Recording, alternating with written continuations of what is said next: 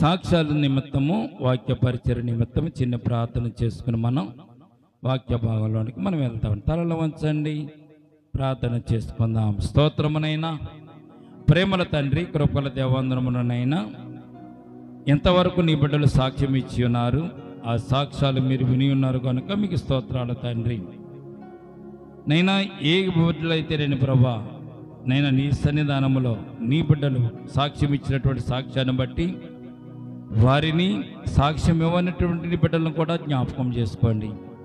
వారి సాక్ష్యాలకు తగినటువంటి ఫలాన్ని వారికి దయచేయండి నైనా.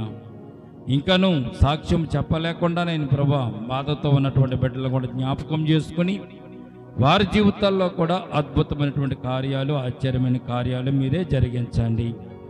అటు రీతిగా ప్రభా ఈ సమయం ముందు నీ బిడ్డలమైన అందరితోనూ మాట్లాడినైనా జనవరి మాసం నుంచి ఇప్పటి వరకు కూడా నిర్గమకాండాన్ని ధ్యానం చేసుకోవడానికి నైనా మీరు కృపనిచ్చినందుకు స్తోత్రాలు. ఈ సమయం ముందునైనా నిర్గమకాండం ఆఖరి అధ్యాయం 40 అధ్యాయాన్ని మేము ధ్యానం చేసుకుని నైనా మీ సన్నిధానంలో మేము మీ ఆశీస్సులు పొందుకోవడానికి కృప చూపించండి. కూడి వచ్చిన నీ బిడ్డలు వెనగల చెవులు, గ్రహింపగల హృదయం, అంగీకరించే మనసు, ఆనందించే ఆత్మను దయచేయండి నైనా. నీ వాక్యం చేత నీ బిడ్డలను తృప్తిపరచండి. ఈ దినము ఈ పునరుద్ధానపు పండుగలో, ఆరాధన కోడుకలో నీ వాక్యం చేత నీ బిడ్డలమైన మమ్మల్ని ఆనందింపచేయమని, మరి ముఖ్యమైన నిలబడిన దాసుని మరుగుపరచండి. దాసుని ముఖాంతంలోంచి మీరే మాట్లాడమని, దాసుని అరికాలు మొదలుకొని నన్నెత్త వరకు కూడా సంపూర్ణమైనటువంటి మీ స్వాధీనంలో ఉంచుకొని మీ ఆత్మ చేత నింపినైనా నీ దాసునికి బోరగా మీరే ఉండి మాట్లాడమని యేసయ్య నామమును అడిగి మిక్కిలి వినయముతో బ్రతిమాలి వేడుకొనిచున్నాము తండ్రి, ఆమేన్, ఆమేన్. ప్రియ దేవుని బిడ్డలారా,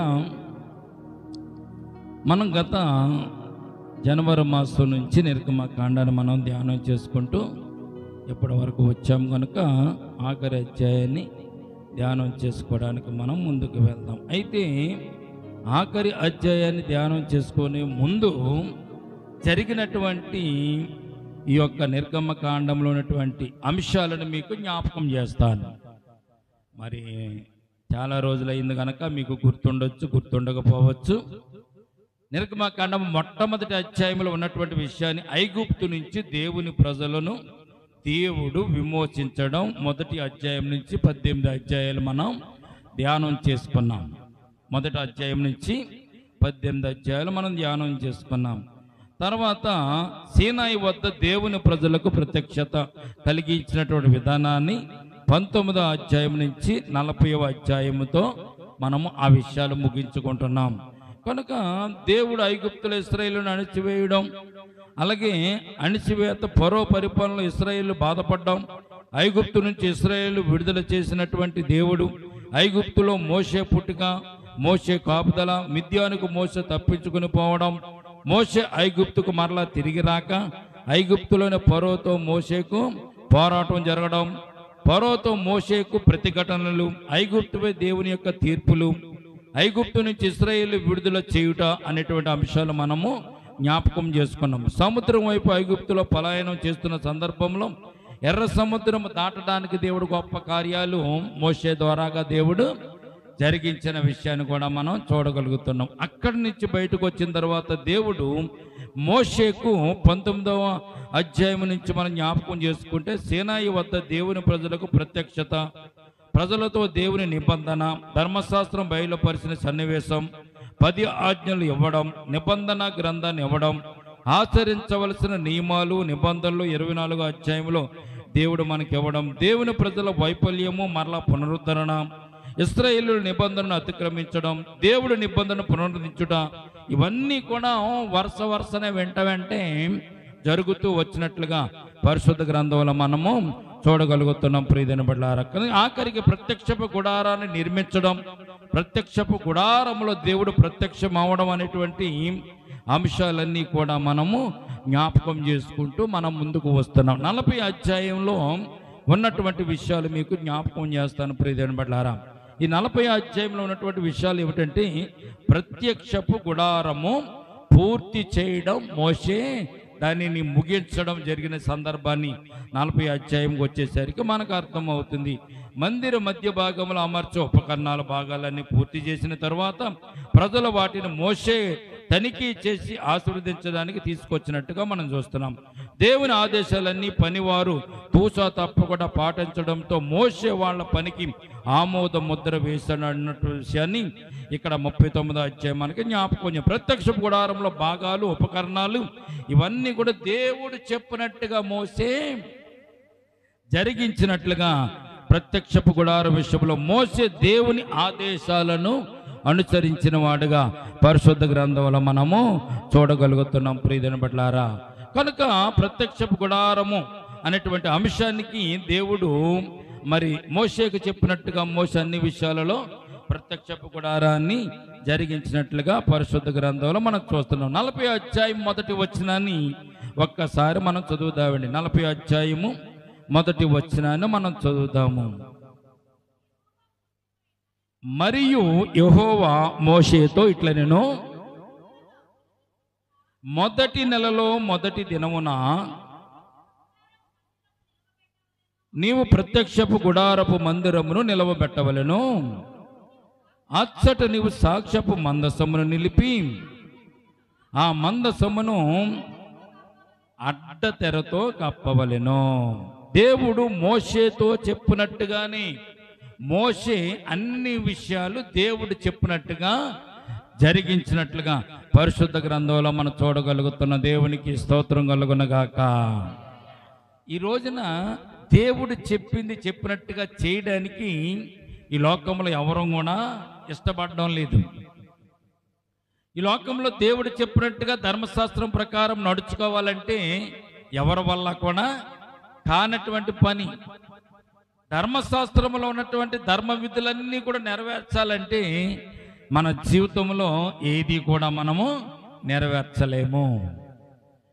ధర్మశాస్త్రము నెరవేర్చలేము కనుక మనం నెరవేర్చినప్పుడు మనం పాపంలోకి వెళ్తున్నాం కనుక, పాపం ద్వారా నరకానికి మనము పాలు పంపులు పొందుతున్నాం కనుక తండ్రి అయిన దేవుడు కృపతో తన ప్రియ కుమారుని లోకానికి పంపించాడు. ఎలాగా? మీరు ధర్మశాస్త్రం అంతా నెరవేర్చలేరు, దాన్ని అనుగుణంగా నడుచుకోలేరు కనుక నా ప్రియ కుమారుని రక్తం చేత మిమ్మలను శుద్ధీకరించి నా బిడ్డలుగా చేసుకుని మిమ్మల్ని పరలోక రాజ్యానికి తీసుకుని వెళ్తాను. కేవలం ఆయన యందు విశ్వాసం ఉంచండి, ఆయన యందు నమ్మిక ఉంచండి, మారు మనసు పొందండి, బాప్తిసం పొందండి, మీరు దేవుని బిడ్డలుగా అంగీకరించబడండి అని చెప్పి దేవుడు తన సులువైన మార్గాన్ని మనకు యేసుక్రీస్తు ప్రభువు ద్వారా ఆయన దయచేశారు. అది కూడా చేయడానికి మనకు ఇష్టం లేకుండా పోయింది. మోషే మాత్రం దేవుడు చెప్పినటువంటి ప్రతిదీ కూడా, ప్రతి అంశాన్ని కూడా మోషే నెరవేర్చాడు. ఆ నెరవేర్చడం అనేది చాలా కష్టతరమైనటువంటి పని. మోషేతో దేవుడు 40 దినాలు కొండ మీద ఆ పర్వతం మీద మోషే దేవునితో మాట్లాడినట్టుగా మనం చూస్తున్నాం. ఎలా మాట్లాడాడని తెలుసుకున్నాం గత వారంలో. మోషే దేవునితో స్నేహితుడితో మాట్లాడినట్లుగా మోషేతో దేవుడు మాట్లాడాడు. ఎవరైనా ఒక రోజు మాట్లాడతారు, 2 రోజులు మాట్లాడతారు, 3 రోజులు మాట్లాడతారు, 4 రోజులు అసలు మాట్లాడడానికి అవకాశము లేదు. ఒకరితో ఒకరు స్నేహితులుగా ఉన్నవారు 1 గంట మాట్లాడుకుని, 2 గంటలు మాట్లాడుకుని, ఒక రోజంతా మాట్లాడుకున్నా కానీ వారికి చిరాకుగా ఉంటుంది. కొంతసేపు మాట్లాడేసరికి వారు మాట్లాడుకున్నా ఏ మాటలు కూడా ఉండవు. కానీ ప్రియమైన బిడ్డలారా, మోషే దేవునితో మాట్లాడుతున్నప్పుడు మోషేకు బోరు కొట్టలేదు, మోషేకు విసుగా కలగలేదు. కొన్ని విషయాలలో మనం జ్ఞాపకం చేసుకుంటే, యేసుప్రభువు వారు కొండ మీద ప్రసంగం చేసినప్పుడు, ఆ ప్రసంగం చేస్తున్నప్పుడు వచ్చినటువంటి ప్రజలందరూ కూడా 3 దినాలు అన్నపానములు లేకుండా వారు కూర్చుని దేవుని వాక్యము విన్నట్టుగా పరిశుద్ధ గ్రంథంలో మనం చూడగలుగుతున్నాం. దేవునికి స్తోత్రం కలుగునగాక. వారికి టైం నిలవలేదు, రోజులు తెలియలేదు.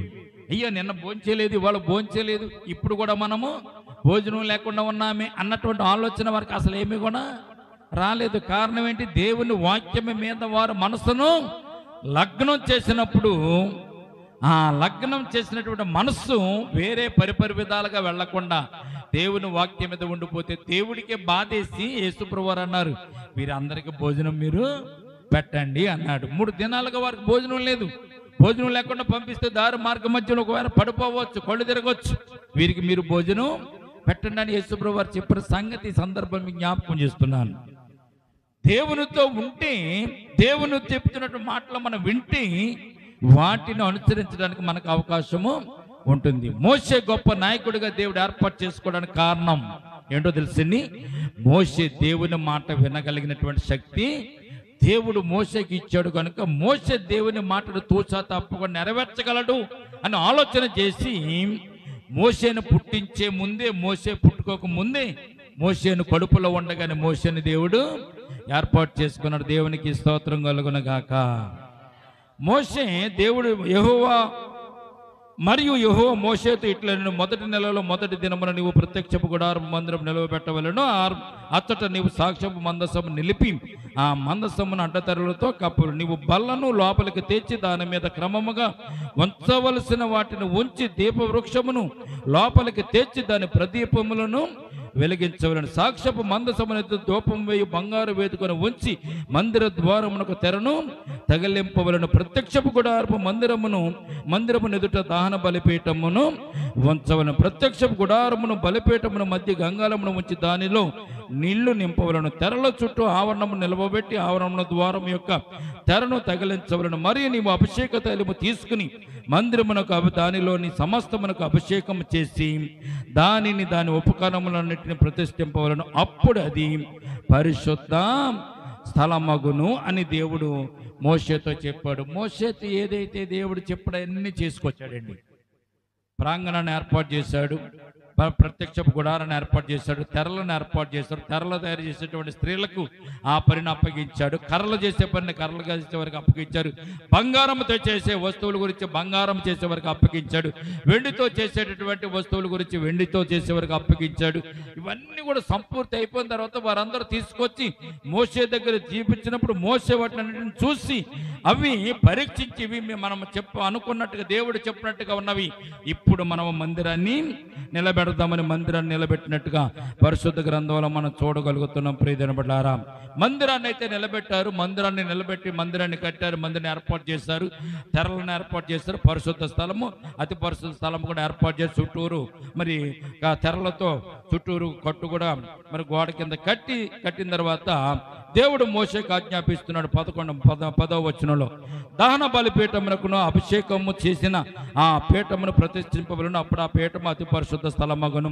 11వ గంగాళమునకు దాని పీఠకు అభిషేకం చేసి దాన్ని ప్రతిష్ఠింపవలను. మరియు నీవు అహరోనును అతని కుమారులను ప్రత్యక్షపు గుడారము యొక్క ద్వారమునకు తోడుకొని వచ్చి వారిని నీళ్లతో స్నానము చేయించి అహరోను నాకు యాజకుడు అగునట్లు అతనికి ప్రతిష్ఠ వస్త్రములను ధరింపజేసి అతనికి అభిషేక తైలము చేసి అతనిని ప్రతిష్ఠించవలెను. పరిశుద్ధ గ్రంథములో ప్రియమైన బిడ్డలారా, ఈ ప్రత్యక్షపు గుడారములో యాజకత్వం చేయడానికి మొట్టమొదటిగా దేవుడు ఎవరిని ఏర్పాటు చేయమంటున్నాడంటే అహరోనును ఏర్పాటు చేయమంటున్నాడు. దేవుడికి స్తోత్రం కలుగునుగాక. అహరోనును మొట్టమొదటిగా యాజకునిగా నువ్వు ప్రతిష్ఠించు, అహరోను కుమారులను అతనికి పనివారుగా నీవు ఏర్పాటు చేయమన్నాడు. అయితే ఇక్కడ ఒక కొద్ది ప్రత్యేకమైనటువంటి వాడుకొని ఇక్కడ మనకు తెలియజేస్తున్నాడు దేవుడు. 13వ అహరోను నాకు యాజకుడగునట్లు అతనికి ప్రతిష్ఠ వస్త్రములు ధరింపచేసి అతనికి అభిషేకం చేసి అతనిని ప్రతిష్ఠించవలెను. యాజకుడికి ఉండవలసినటువంటి వస్త్రాల గురించి 38వ అధ్యాయంలో మనము చదువుకున్నాం. ఎపోదును ధరించాలి, పైనుంచి కింద దాకా ఉన్నటువంటి ఆ వస్త్రాలు మనకి కత్తిరించి కుట్టినట్టుగా కాకుండా చేతితో అల్లినటువంటి వస్త్రాలు అతనికి ధరింప చేయాలని, యాజకుడు ధరించవలసిన వస్త్రాలు, యాజకుని దగ్గర పనిచేసేవారు ధరించవలసిన వస్త్రాలు, ఇవన్నీ కూడా దేవుడు తూచా తప్పకుండా అన్ని కూడా ప్రతి విషయాన్ని మోషేకు దేవుడు చెప్పాడు.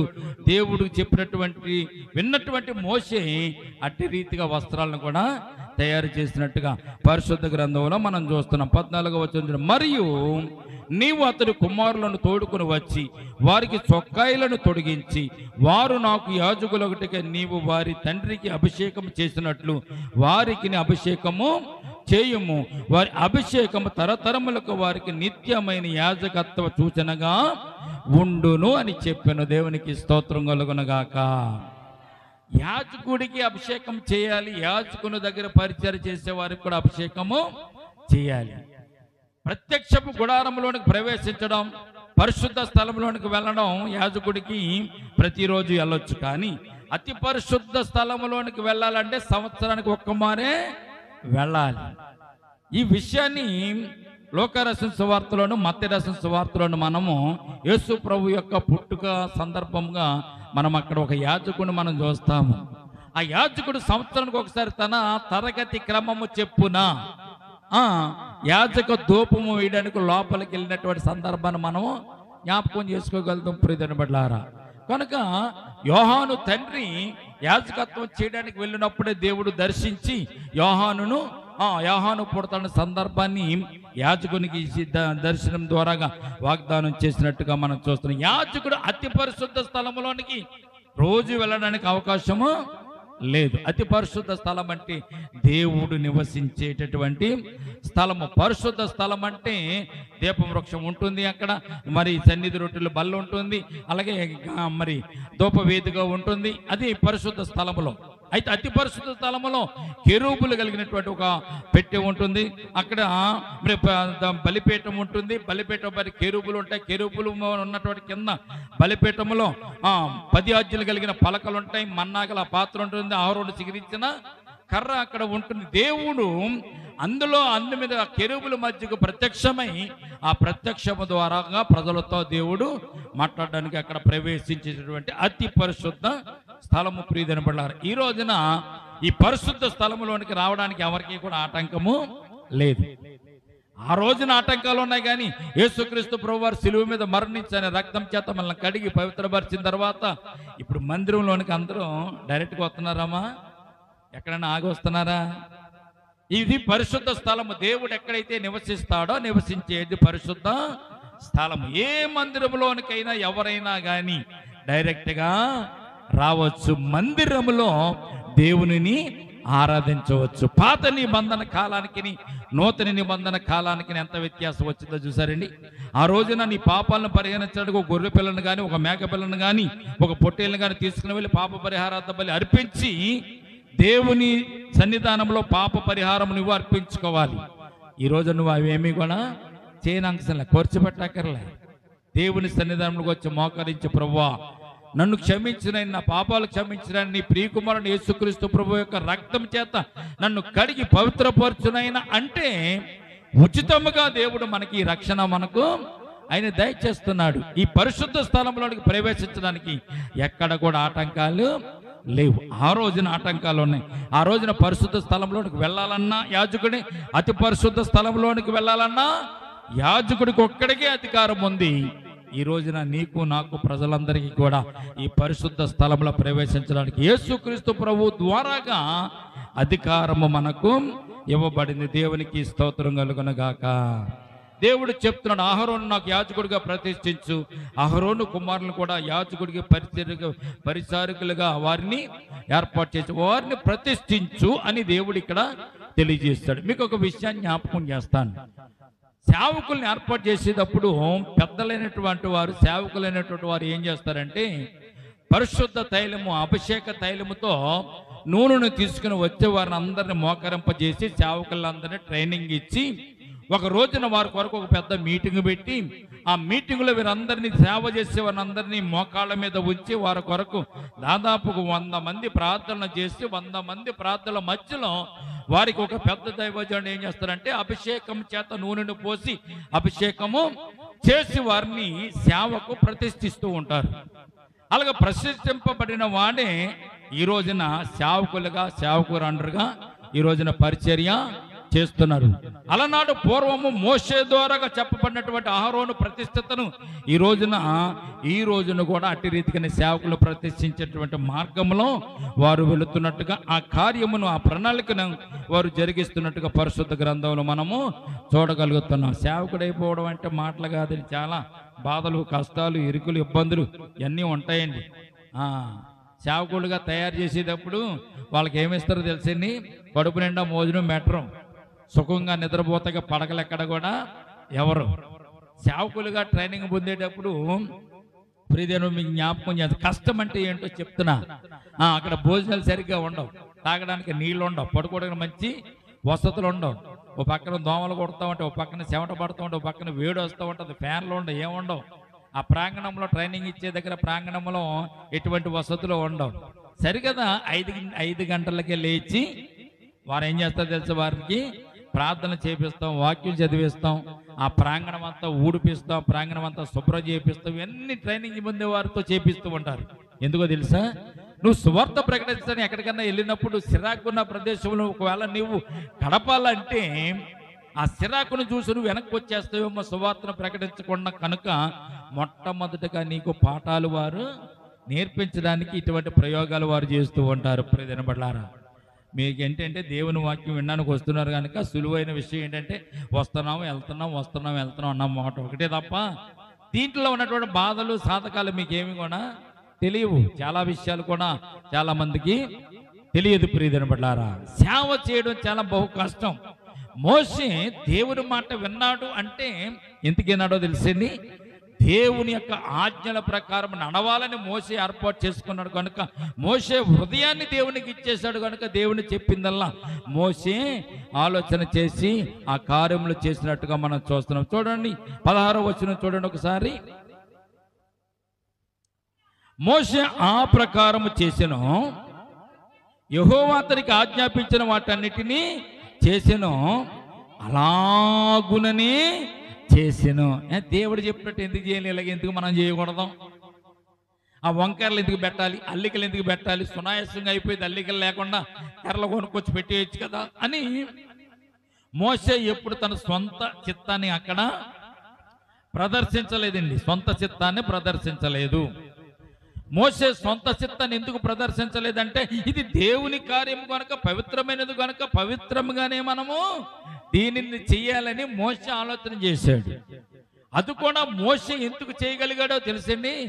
మోషే దేవుని ప్రత్యక్షతను చూసినప్పుడు 40 దినాలు దేవునితో మోషే పర్వతం మీద ఉన్నప్పుడు దేవుని మహిమను మోషే గుర్తించి ఆ మహిమకు మోషే దాసుడైపోయి దేవుడు ఏదైతే చెప్పాడో దానిని మోషే చేయడానికి ఇష్టపడినట్టుగా పరిశుద్ధ గ్రంథంలో మనం చూడగలుగుతున్నాం. అందుకే మోషే ఆ ప్రకారం అంటే దేవుడు చెప్పిన ప్రకారము యెహోవా అతనికి ఆజ్ఞాపించిన వాటన్నిటినీ చేసెను, అలాగుననే చేసిన. 17వ వచనం చూస్తే 2వ సంవత్సరం మొదలుకొని మొదటి నెలలో మొదటి దినమున మందిరమును నిలబెట్టెను. 2వ సంవత్సరం అంటే అర్థం ఏంటి? ఇశ్రాయేలు జనాంగం ఐగుప్తు నుంచి బయటకు వచ్చి ఎర్ర సముద్రము దాటినది మొదలుకొని 2 సంవత్సరాల తర్వాత మొదటి నెలలో మొదటి దినమందున ఇక్కడ మందిరమును నిలబెట్టినట్టుగా మనము పరిశుద్ధ గ్రంథంలో మనం చూస్తున్నాం. 2 సంవత్సరాలు అయిపోయింది వారు అక్కడి నుంచి వచ్చి, ఐగుప్తుల నుంచి వచ్చి, దాసోహం నుంచి వచ్చి 2 సంవత్సరాలు అయిపోయింది. 2 సంవత్సరాలు అయిపోయిన తర్వాత మొదటి నెలలో మొదటి దినమందు యెహోవా మందిరమును వారు ప్రతిష్ఠించినట్టుగా మనం చూస్తున్నాం. 18వ వచనం చదువుతామండి.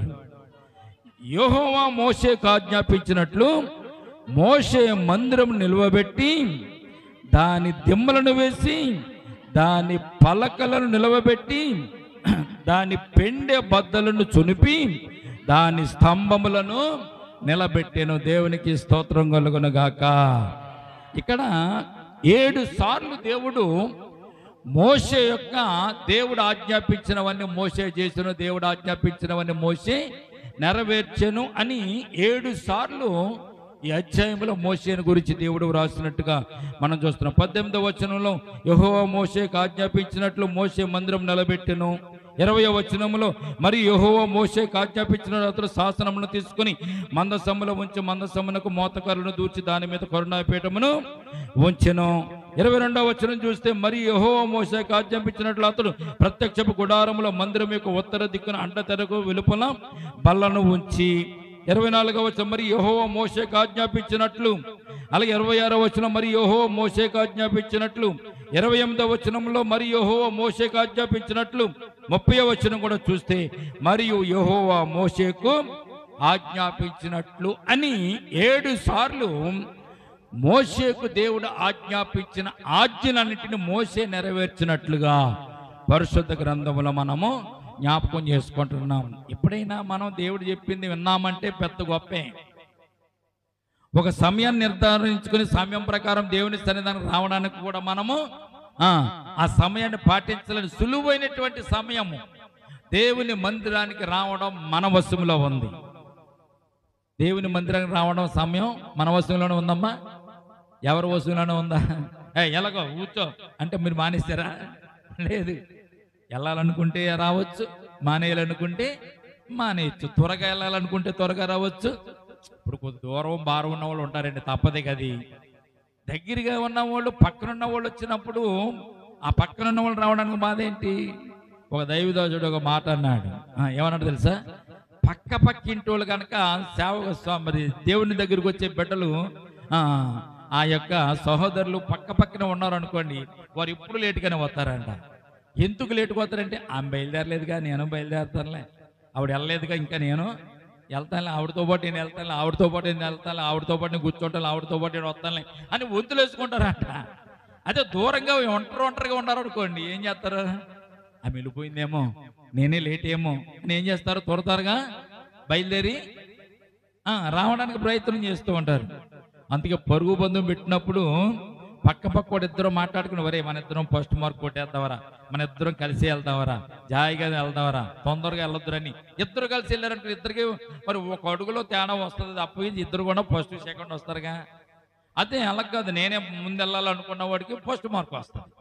అలాగే ప్రియమైన బిడ్డలారా, దేవుడు చెప్పినట్టుగా జరిగించడం ఈ లోకంలో చాలా కష్టతరమైన పని అయినప్పటికీ మోసే చేశాడు. ఈ రోజున మన చేతుల్లో ఉన్నటువంటి మన సమయాన్ని మనం ఏం చేస్తున్నాం? సద్వినియోగము చేసుకోలేకపోతున్నాం. ఆదివారం, శనివారం, మిగిలిన రోజుల్లో చాలా సంఘాల్లో మంగళవారం ఉంటుంది, బుధవారం ఉంటుంది, శుక్రవారం ఉంటుంది, శనివారం ఉంటుంది. వారం అంతా ఎక్కడిక్కడ కూడికలు ప్రార్థనలు ఉంటాయి. విసుగు చెందకుండా ప్రతి వారు కూడా సమయానికి వారు వచ్చి పాలు పంపులు పొందుతూ ఉంటారు. మీ బాధను చూసి, మీ కష్టాన్ని చూసి మీరు రాలేరని తెలిసి బుధవారం పెట్టేటువంటి కూడుకలు కూడా మానేసి, మీ భాస్రామ్ గారు శనివారం ప్రార్థన, ఆదివారం ప్రార్థన అంటే ఈ 2 రోజులు కూడా రావడానికి కూడా చాలా మనకి కష్టంగా ఉంది అని నేను అనుకుంటున్నాను. మరి మీకు ఎలా ఉందో? మీకు కష్టంగా ఉందేమో అనుకుంటున్నా. కానీ మోషే మాత్రము 18వ వచనం, యెహోవా మోషేకు ఆజ్ఞాపించినట్లు మోషే మందిరం నిలవబెట్టి దాని దిమ్మలను వేసి దాని పలకలు నిలవబెట్టి దాని పిండ బద్దలను చొనిపి దాని స్తంభములను నిలబెట్టాను. మరి యెహోవా మోషేకు ఆజ్ఞాపించినట్లు శాసనములను తీసుకుని మందసములో ఉంచి మందసమునకు మోతకారులు దూర్చి దాని మీద కరుణాపీఠమును ఉంచెను. 21వ వచనం, మందిరములోనికి మందసమును తెచ్చి కప్పు తెరను వేసి సాక్ష్యపు మందసమును కప్పాను. 22వ వచనం, మరి యెహోవా మోషేకు ఆజ్ఞాపించినట్లు అతడు ప్రత్యక్షపు గుడారముల మందిరము యొక్క ఉత్తర దిక్కున అడ్డతెరకు వెలుపల బల్లను ఉంచి యెహోవా సన్నిధిని దాని మీద రొట్టెలను క్రమముగా ఉంచెను. ఎలా ఉంచాడంటే అండి, క్రమం. ఎక్కడ పడితే అక్కడ పడేయలేదు. దేవుని సన్నిధానంలో ఎక్కడ పడితే అక్కడ ఏ వస్తువులు కూడా మనము పడేయకూడదు. దేవుని సన్నిధానంలోకి వచ్చిన తర్వాత క్రమంగానే ఉండాలి. మనం ఎంత క్రమంగా ఉండాలంటే మాట కానీ, చూపు కానీ, నడవడం కానీ, కూర్చోవడం కానీ, నుంచోవడం కానీ, మాట్లాడడం కానీ అవన్నీ కూడా క్రమంగానే ఉండాలి. ఇక్కడ మోషే చూడండి, ఆ యొక్క సన్నిధి రొట్టెల బల్ల దగ్గర ఎంత క్రమముగా ఉంచాడు ఇక్కడ మనకు తెలియజేయబడుతుంది. ప్రియమైన బిడ్డలారా, మరియు యెహోవా మోషేకు ఆజ్ఞాపించిన ప్రత్యక్ష గుడారంలో మందిరం యొక్క ఉత్తర దిక్కున అడ్డతెరలు వేశాడు, దాని మీద రొట్టెలు ఉంచాడు. 24, మరి యెహోవా మోషేకు ఆజ్ఞాపించిన ప్రత్యక్ష గుడారం మందిరమును దక్షిణ దిక్కున బల్లయుతో దీపవృక్షమును ఉంచి యెహోవా సన్నిధిని ప్రదీపములను వెలిగించాను. దీపవృక్షం ఉంచాడు, ప్రదీపములను వెలిగించాడు. ఈ సందర్భంలో మీకు ఒక విషయం జ్ఞాపకం చేస్తాను. ఎందుకంటే పరిశుద్ధ సన్నిధానంలో, అతి పరిశుద్ధ సన్నిధానంలో నుంచి పరిశుద్ధ సన్నిధానంలో, పరిశుద్ధ సన్నిధానము, అతి పరిశుద్ధ సన్నిధానంలో, పరిశుద్ధ సన్నిధానంలోనే దీపవృక్షం ఉంటుంది. అతి పరిశుద్ధ స్థలంలో దీపవృక్షము ఉండదు. మరి అక్కడ వెలుగు ఎక్కడ వస్తుందండి? అందులోనికి వెలుగు రాకుండా కూడా, సూర్యరశ్మి రాకుండా కూడా తెరలు కప్పేశారు. పైన తల వెంట్రుకలతో, మేక వెంట్రుకలతో అల్లినటువంటి దుప్పట్లు కప్పేశారు, తెరలు కప్పేశారు. కిటికీలు కూడా మందిరానికి లేవండి. అక్కడ ప్రత్యక్షపు గుడారంలో అతి పరిశుద్ధ స్థలములో కనీసం కిటికీలు లేవు. పరిశుద్ధ స్థలములో దీపవృక్షం ఉంది, కానీ అతి పరిశుద్ధ స్థలంలో కిటికీలు కూడా లేవు. కిటికీలు ఉన్నట్టు ఎక్కడ పరిశుద్ధ గ్రంథంలో రాయలేదు, లేవు కూడాను. కనుక అక్కడ మరి వెలుతురు ఎక్కడ వస్తుంది, వెలుగు ఎక్కడి నుంచి వస్తుంది అంటే ప్రియమైన బిడ్డలారా, దేవుని యొక్క మహిమ కెరూబుల మధ్యలో నుంచి ఆ యొక్క వెలుగు ఆ అతి పరిశుద్ధ స్థలములో ఆ గదిలోనికి ఆ వెలుగు కెరూబుల మధ్యలో నుంచే ప్రకాశిస్తుందని సత్యాన్ని పరిశుద్ధ గ్రంథం మనకు తెలియజేయబడుతుంది. దేవునికి స్తోత్రం కలుగునుగాక. ఈ దీపవృక్షం ఉండేది పరిశుద్ధ స్థలములో, అతి పరిశుద్ధ స్థలములో దేవుని యొక్క మహిమ మాత్రమే ఆ స్థలములో ఉంటున్నట్టుగా పరిశుద్ధ గ్రంథంలో మనం చూడగలుగుతున్నాం. అట్టి రీతిగానే ప్రియమైనవారా 24వ వచనం మనం చూస్తే, మరి యెహోవా మోషేకు ఆజ్ఞాపించిన ప్రత్యక్ష గుడారముల మందిరమునకు దక్షిణ దిక్కున బల్ల ఎదుట దీపవృక్షం ఉంచాడు, యెహోవా సన్నిధిని ప్రదీపను వెలిగించాడు. 26వ వచనం, మరి యెహోవా మోషేకు ఆజ్ఞాపించినట్లు అతడు ప్రత్యక్ష గుడారముల అడ్డ తెర ఎదుట బంగారపు ధూపవేదికను ఉంచి దాని మీద పరిమళ ద్రవ్యములు ధూపము వేశారు. ధూపము కూడా మోషే గారు అక్కడ పరిమళ ద్రవ్యాలు తీసుకొచ్చి ఆ పరిమళ ధూపాన్ని కూడా వేసినట్టుగా మనం చూస్తున్నాం ప్రియమైన బిడ్డలారా. అలాగే 29, దాని మీద దహన బలిని అర్పించి నైవేద్యం సమర్పించను. మరియు యెహోవా మోషేకు ఆజ్ఞాపించినట్లు అతడు ప్రత్యక్ష గుడారమునకు బలిపీఠమునకు మధ్య గంగాళమును ఉంచి ప్రక్షాళన కొరకు దానిలో నీళ్లును పోసినట్లుగా మనము 30వ వచనాన్ని మనం చూడగలుగుతున్నాం. మోషే అన్ని కూడా పూర్తి చేశాడండి, అన్ని పూర్తి చేసేసాడు. దేవుడు చెప్పినట్టుగా అన్ని కూడా నిర్వర్తించిన తర్వాత దేవుడు అక్కడ ప్రత్యక్షం అవడానికైనా సిద్ధంగా ఉన్నట్టుగా మనం చూస్తున్నాం. 31వ వచనం, దాని మీద మోషేయు అహరోను అతని కుమారులను తమ చేతులను కాళ్ళను కడుగుకొనిరి. వారు ప్రత్యక్ష గుడారములకు వెళ్ళినప్పుడు బలిపీఠములకు సమీపించినప్పుడు ప్రతిసారి కూడా వారి చేతులు కాళ్ళు కడుగుకొని వారు లోపలికి వెళ్ళినట్టుగా మనం చూస్తున్నాం. 32వ వచనం, వారు ప్రత్యక్ష గుడారంలోకి వెళ్ళినప్పుడు బలిపీఠం సమీపించినప్పుడు కూడా కడుక్కున్నట్టుగా మనం చూస్తాం. 33, మరియు అతడు మందిరమునకును బలిపీఠమునకు చుట్టూ ఆవరణను ఏర్పరిచి ఆవరణ ద్వారపు తెరను వేసిన. అలాగ మోసే పని సంపూర్తి చేసిన. దేవునికి స్తోత్రం కలుగునగాక. పని పూర్తి చేయడం అంటే అనుకున్న టైంలో అనుకున్న రీతిగా పనిని పూర్తి చేసిన వాడు దేవునికి ఇష్టమైనటువంటి కుమారుడు కుమార్తె. ఈ రోజున ఏ పనైనా మనం ఏం చేస్తాం తెలిసింది, దాటేస్తాం అనమాట. ఇది మనము పని చేసేటప్పుడు ఏది కూడా మనము ఏ రోజు పని ఆ రోజే చేసుకుంటూ వెళ్ళాలి. మోషేకు దేవుడు చెప్పిన పని అంతా కూడా సంపూర్తి చేసిన. పని చేయడం మహా కష్టమైన, మన వల్ల కాదు, మనం చేయలేము.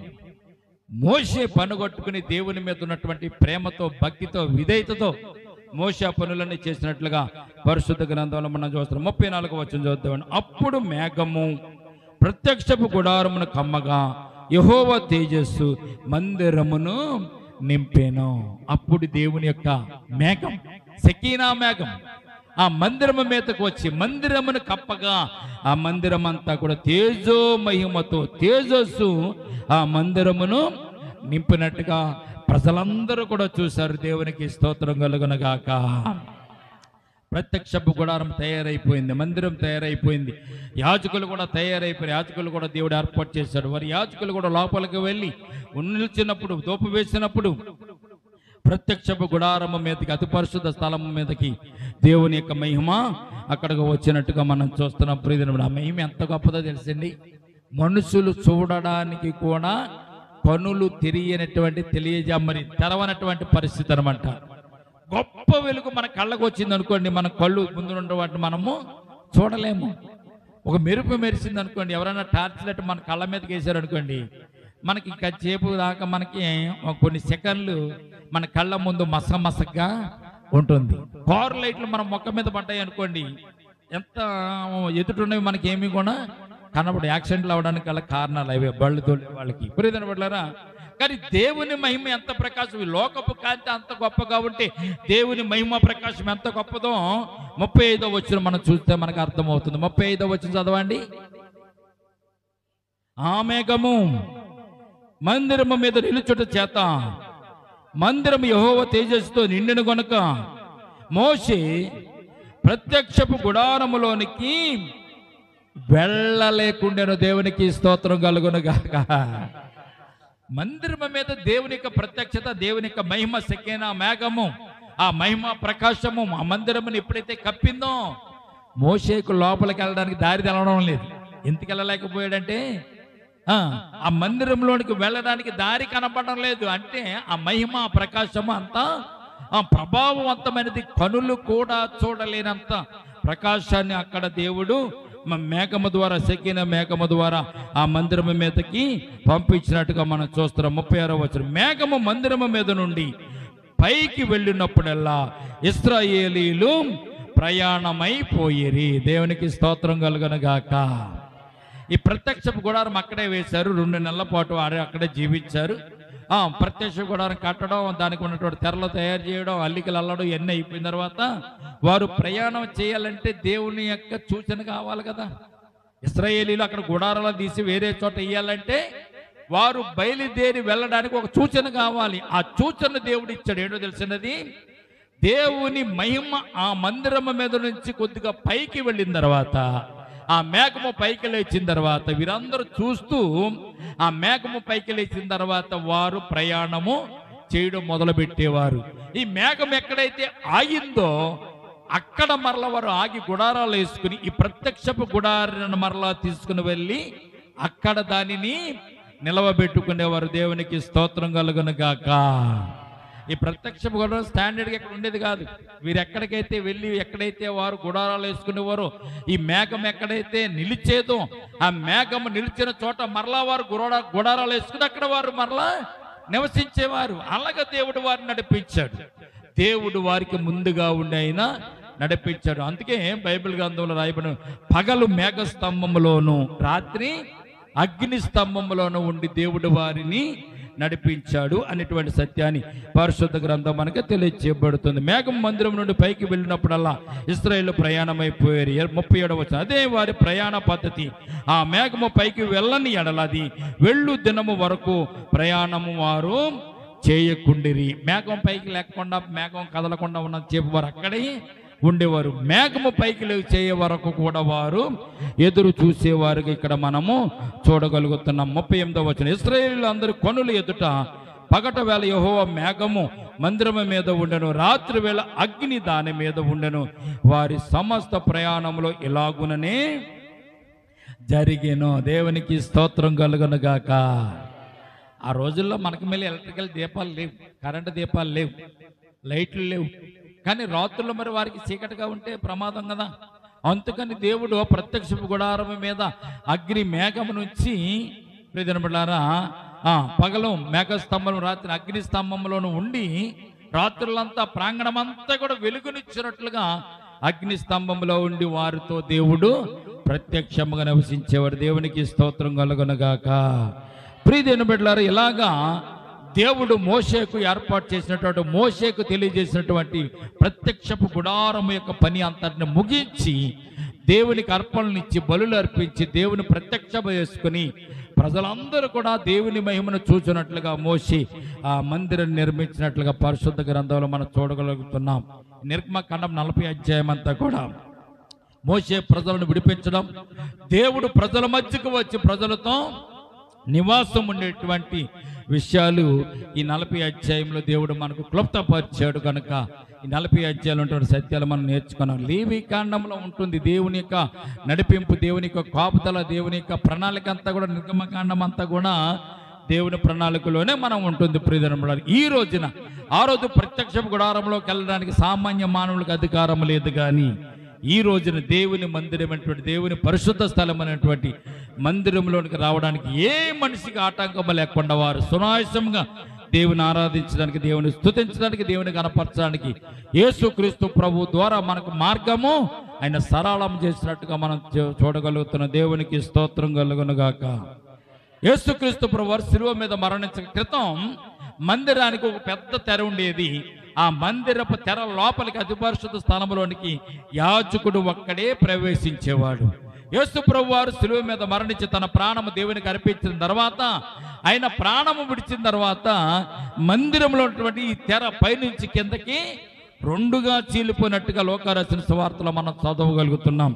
ఆయన మరణించిన వెంటనే, ఆయన మరణాన్ని జయించిన వెంటనే ఈ లోకంలో ఏం జరిగిందంటే ఆ తెర రెండుగా చినిగిపోయి ప్రతి ఒక్కరు అతి పరిశుద్ధ స్థలంలోకి ప్రవేశించడానికి దేవుడు మార్గాన్ని చూపించాడు. రక్తమే అతి పరిశుద్ధ స్థలంలోనికి వెళ్ళడానికి మార్గము. కనుక ఈ రోజున మనం దేవుని సన్నిధిలో రావడానికి, దేవునితో మనం గడపడానికి ప్రభు చూపించిన శ్రేష్టమైన కృపను బట్టి దేవునికి స్తోత్రాలు చెల్లించుకుంటూ ఈ నిర్గమకాండం 40వ అధ్యాయం అంతా కూడా శ్రేష్టమైన విషయాలు దేవుని చిత్తమైతే ఈ నిర్గమకాండం ఉన్నటువంటి ఫోటోలతో సహా మరలా ఒకసారి ఈ యొక్క ప్రత్యక్ష గుడారాన్ని మనం వివరించుకోవడానికి పరిశుద్ధాత్మ దేవుడు మనకు సహాయం చేయాలని కోరుకుంటూ ఈ మాటలు దేవుడు దీవించి మనలను ఆశీర్వదించును గాక.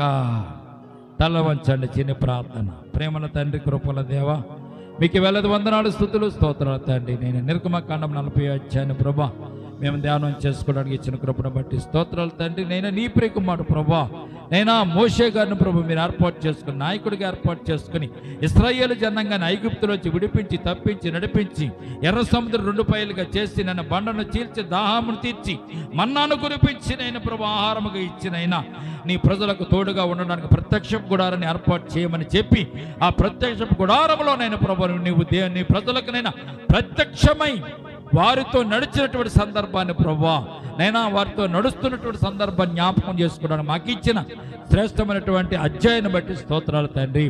ఈ రోజు రండి ప్రభా 40 అధ్యాయాన్ని మేము పూర్తి చేసుకోవడానికి నైనా మీరు ఇచ్చిన కృపను బట్టి స్తోత్రాలు చెల్లించుకుంటూ మా జీవితంలో ప్రభా మోషే నడిచినట్టుగా మేము కూడా మీతో నడవడానికి, మోషే మీ మాట విన్నట్టుగా మేము కూడా మీ మాట విని నైనా మీలో జీవించడానికి నీ కృప మాకు దయచేయండి. మోషేకు చెప్పిన ప్రతి పనిని కూడా సంపూర్తి చేశాడు తండ్రి. మా జీవితంలో కూడా ప్రభు మీరు మాకు ఏదైతే చూపిస్తున్నారో, ఏదైతే మాకు తెలియజేస్తున్నారో, తెలియజేసే విషయాలు, చూపించే విషయాలను కూడా మేము కూడా సంపూర్తి చేసుకోవడానికైనా నీ కృప చూపించండి. మీరు ఇచ్చేటువంటి ప్రతి ఆజ్ఞను ప్రభా తూసా తప్పకుండా ప్రభు నెరవేర్చుకోవడానికి నాయన ప్రభా చక్కని అవకాశం నీ బిడ్డల మీద మాకు దయచేయమని కూడి వచ్చిన సంఘాన్ని, సంఘ బిడ్డలను అతి రీతిగా ప్రభు మోషేని నడిపించినట్టుగా, మోషేతో మాట్లాడినట్టుగా నీ బిడ్డలతో కూడా మీరే మాట్లాడి మీ ఆత్మ చేత నీ బిడ్డలను సంధించినైన ప్రభా నీ మార్గంలో పరలోక రాజ్యానికి వెళ్ళేంత వరకు నేను నీ మార్గంలో తప్పిపోకుండా, జారిపోకుండా నీ కాపుదల నీ బిడ్డలకు దయచేదురుగా. కానీ కూడి వచ్చిన సంఘాన్ని, సంఘ బిడ్డలందరినీ కూడా ప్రభునైనా మీరు దీవించి ఆశీర్వదించమని, మా ముందున్నటువంటి కార్యక్రమాన్ని కూడా దీవించమని యేసయ్య నామమున అడిగి మిక్కిలి వినయముతో బ్రతిమాలి వేడుకొనుచున్నాము తండ్రి, ఆమేన్. స్తోత్రమునైనా పరిశుద్ధుడ నీకే స్తుతి స్తోత్రం. మహాగణుడా, మహోన్నతుడ, పరిశుద్ధుడా, నిత్య నివాసి, ఆకాశ మహాకాశం దాసుని గొప్ప దేవా యేసుక్రీస్తు ప్రభా మీకే వేలాది వందనాలు, స్తుతులు, స్తోత్రాలు తండ్రి. నైనా ఇంతవరకు నేను కూడుకులో ఉండి మాతో ఉండి నేను మాతో మాట్లాడి మమ్మల్ని ఆనందింపజేసినందుకు స్తోత్రాలు తండ్రి. నీ వాక్యం చేత నేను ప్రభా మమ్మల్ని తృప్తిపరిచినందుకు స్తోత్రాలు.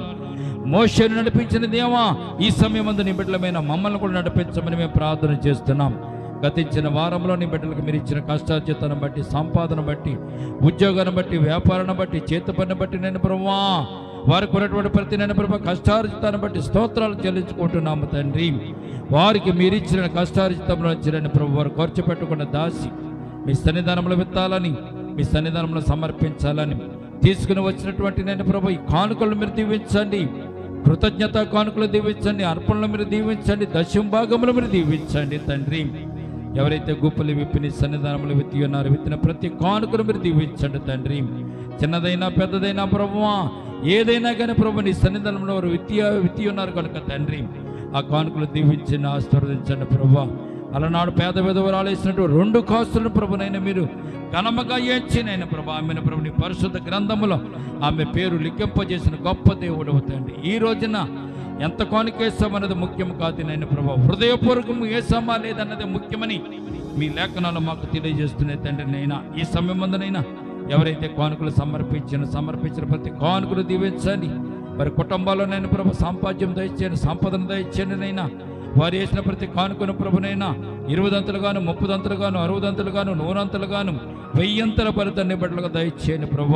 వారు తినగా మిగలడానికి, ఖర్చు పెట్టగా మిగలడానికి, వారి బిడ్డలు చదివించుకోవడానికి, నేను వారి కుటుంబాలను పోషించుకోవడానికి, ఇంటద్దులు కట్టుకోవడానికి, కరెంటు బిల్లు కట్టుకోవడానికనైనా, వారి బిడ్డలు చదివించుకోవడానికనైనా ప్రభు కావలసినటువంటి ఆర్థికపరమైన అవసరత వారికి తీర్చండి. కరెంటు బిల్లు కట్టుకోవడానికి నేను ప్రభువా, వడ్డీలు కట్టుకోవడానికి, అప్పులు తీర్చుకోవడానికి నేను ప్రభువా, నేను సమృద్ధి అయినటువంటి ఆహారం వారి గృహంలో ఉండునట్లుగా ఈ సమయం ముందు నేను వారిని దీవించండి. ఆకాశవాక్యాలు విప్పండి, పట్టదంత ఆశీర్వాదాలు బిడ్డలపైన కుమ్మరించండి తండ్రి. నీ బిడ్డలు వెళ్తున్న ప్రతి మార్గం మందు వస్తున్న మార్గం కాపుతలు దయచేయండి. చేతి పని లేని వారికి చేతి పని, ఉద్యోగం లేని వారికి ఉద్యోగం, వ్యాపారం లేని వారికి వ్యాపారము ఈ సమయం ముందు నేను ప్రభు మీరు వారికి దయచేయండి. గృహిణులుగా ఉంటూ గృహత్వం చేస్తున్న ప్రతి ఒక్క బిడ్డను జ్ఞాపకం చేసుకోండి. వారి గృహత్వంలోనైనా ప్రభు మీకు ఆపుదల దయచేయండి. వారి కుటుంబాన్ని ఎలాగ నడిపించుకోవాలో ప్రభునైనా, ఎలాగ కాపాడుకోవాలో, ఎలాగ భద్రపరచుకోవాలో ప్రభు మీ జ్ఞానం ఇచ్చి వారిని నడిపించమని ప్రార్థన చేస్తున్నాను. అటు రీతిగానే ప్రభు వివాహం కావాల్సిన బిడ్డల కొరకు ప్రార్థిస్తున్నాం. వివాహాలు జరగడానికి కృప చూపించండి. అద్దెంట్లో ఉంటున్న బిడ్డల కొరకు ప్రార్థిస్తున్నాం. సొంత ఇల్లు వారికి దయచేయండి ప్రభు. ఆర్థికపరమైన ఇబ్బందులు కొట్టుమిట్టాడుతున్న బిడ్డల కొరకు ప్రార్థిస్తున్నాం. ఆర్థికపరమైన అవసరతలు వారికి తీర్చండి తండ్రినైనా. ఈ లోకంలోనైనా ప్రభు ఇటువంటి శ్రమ వచ్చిన, ఎటువంటి శోధ వచ్చిన ప్రభు ఆ శోధన నుంచి తప్పించేవాడు నీవే అని శోధన సమయంలోనైనా ప్రభు మాకు తోడుగాను దగ్గరగా ఉంటానని షడ్రకు మేషకు వారి యొక్క జీవితాల్లో ప్రభు మేము నేర్చుకోవడానికి ఇచ్చిన కృపను బట్టి స్తోత్రాలు తండ్రినైనా. షడ్రకు మేషకు అభివృద్ధి అగ్నిగుండములకు వెళ్ళిన తర్వాతనైనా వారికి దగ్గరగా ఉండి వారిని నడిపించిన గొప్ప దేవుడవు. నీ బిడ్డలకు కూడా అటువంటి విశ్వాసాన్ని కలిగి, నమ్మికను కలిగి, శోధనలో భయపడకుండా, శోధనలో నిరీక్షణ కోల్పోకుండా, శోధనలో ప్రభుని నిన్ను విడిచిలేని ప్రభు పక్కకు వెళ్లకుండా ప్రభు నీ చేతిలో ఉండడానికి, నీ చేతిలో రూపింపబడడానికి నేను కృప చూపించండి. కూడి వచ్చిన సంఘాన్ని, సంఘ బిడ్డలందరూ కూడా జ్ఞాపకం చేసుకోండి తండ్రి. ఎవరికి ఏవి అవసరతలు ఉన్నాయో ప్రభు సమస్తం మెరుగిన దేవుడువు. వారికి ఉన్న ప్రతి అక్రతల అవసరతలు తీర్చాలి. చిన్నపిల్లలను జ్ఞాపకం చేసుకొని ఆరోగ్యం దయచేయండి. యవనస్తులైన పిల్లలను జ్ఞాపకం, యవన పిల్లల్ని కాడం మీద కృప చూపించండి. పెద్దవారిని జ్ఞాపకం చేసి పెద్దవారి ప్రభునైనా మీ చేయి పెట్టుకుని నడిపించండి. రక్షణ పొందిన వారిని బట్టి స్తోత్రాలు. రక్షణ పొందిన వారు ఒకవేళ నేను ఇంకానూ ఉంటే ప్రభునైనా వారు రక్షణ పొందు కూడా కృప చూపించండి. మీ ఆత్మ చేతనైన ప్రభు, నీ పరిశుద్ధాత్మ శక్తి చేతనైనా వారు నేను మారు మనసు పొంది బాప్తిసం తీసుకుని రక్షణ పొందుకుని నీలో జీవించడానికి నేను కృప చూపించండి. ఈ లోకం ఎంతో కాలం ఉండదు ప్రభా. ఈ లోకంలో మా జీవితాలు ఎంతో కాలం ఉండవు ప్రభునైనా. నీ వచ్చే రాకడలో ప్రభునైనా మేము పోయే కాలంలో తండ్రి నిన్ను నమ్ముకుని ఎంతో రక్షణ పొందుకుని ప్రభు మారు మనసు పొందుకుని నీ బిడ్డలుగా అంగీకరింపబడి ఉంటే చాలు తండ్రి. నీవు ఎప్పుడు వచ్చినా నీతో పాటు మేము కూడా ఏనైనా ప్రభు నీతో జీవించడానికి, నిన్ను ఎదుర్కోవడానికి సిద్ధంగా ఉంటే చాలునైనా మా జీవితాలు ధన్యం. అట్టి ధన్యత ప్రభు నీ బిడ్డలందరికీ దయచేయమని, ఇది మొదలుకొని ప్రభు వచ్చే వారం అంతా కూడా మీకు ఆపుదలతో నింపమని, మీరే నీ బిడ్డలకు నేను కంచె వేసి కాపుదలు దయచేయమని, సాతాను శక్తులు, అంధకార శక్తులు అయిపరిచి నీ బిడ్డల కుటుంబాలు, గృహాల చుట్టూ నేను కంచె వేసి కాపుదలు దయచేయమని, నీ పరిశుద్ధాత్మ శక్తిని, పరిశుద్ధాత్మ వరములను, స్వరములను నీ బిడ్డలకు నేను నిండుగా మెండుగా నేను కుమ్మరించి మరి కుటుంబాలలో ప్రభు శాంతిని, సమాధానం దయచేదురుగా. కానీ ఈ సమయం నీ సన్నిధానం ఉన్న ప్రతి ఒక్క బిడ్డ చుట్టూ మీకు కంచె వేయండి, కాపుదల దయచేయండి. మీ దక్షిణ హస్తం చాచండి, గాయపడిన హస్తం చాచండి. ఎవరైతే అనారోగ్యం ఉన్నవారు మీరు ముట్టి స్వస్థపరచండి. అరికాలు మొదలుకొని నడినెత్తి వరకు కూడా సంపూర్ణ స్వస్థత నీ బిడ్డలకు దయచేయండి తండ్రి. నీ సన్నిధానంలో సంపూర్ణ సంతోషము, స్వస్థత, ఆనందము కలదని తెలియజేసిన దేవా, అట్టి సంపూర్ణ సంతోషం, ఆనందము, స్వస్థత నీ సన్నిధానపు ఆశీర్వాదం నీ బిడ్డలపైన కుమ్మరించి నడిపించుదురుగా. కానీ ఇంతవరకు నేను కూడుకులో ఉండి మాతో మమ్మల్ని నడిపించిన స్తోత్రాలు చెల్లించుకుంటూ రేపటి దినమున మరలా వచ్చే ఆదివారం పునరుత్థాన పండుగలో ఇటు రీతిగా కూడుకు నేను స్తుతించిన కృప చూపించండి. మరి ముఖ్యంగా మా చుట్టుపక్కల ఉన్న ప్రతి ఇంటిని, ప్రతి గృహాన్ని, ప్రతి గడపను కూడా మీరు జ్ఞాపకం చేసుకోండి తండ్రి. ఆ కుటుంబాల్లో శాంతిని, సమాధానం దయచేయండి. ఆ కుటుంబాల్లో ఉన్న అక్రతలు తీర్చండి, అవసరతలు తీర్చండి. యేసయ్య రక్షకుడు, యేసయ్య నన్ను కాపాడువాడు అనేటువంటి విషయాన్ని వారు కూడా తెలుసుకుని ఇది యేసయ్య మార్గము, సత్యమైన మార్గము, నిత్యమైన మార్గము, పరిశుద్ధ మార్గమని తెలుసుకుని వారు కూడా నీ మార్గంలో రావడానికినైనా నీ కృప చూపించి వారిని కూడా దీవించమని చేసిన ప్రార్థన పాదజాన్ని చేర్చుకోమని నజరుడైన యేసుక్రీస్తు పరిశుద్ధ నామమున ప్రార్థించి మిక్కిలి వినయముతో బ్రతిమలాడి వేడుకొనుచున్నాము తండ్రి. ఆమేన్. మన తండ్రి అయిన దేవుని ప్రేమయు, కుమారుడైన యేసుక్రీస్తు కృపయు, పరిశుద్ధాత్మను సహవాసం ఇప్పుడు ఎల్లప్పుడు ప్రభొచ్చు పర్యంతము సంగమునకును మనకును సదాకాలము తోడు నీడగుండునుగాక. ఆమెను అందరూ చెప్తామా? యేసు రక్తమే ఇచ్చే, ప్రభుయేసు రక్తమే ఇచ్చే, యేసు నామమున సంపూర్ణ విజయం కలుగునుగాక. ఆమేన్, ఆమేన్, ఆమేన్.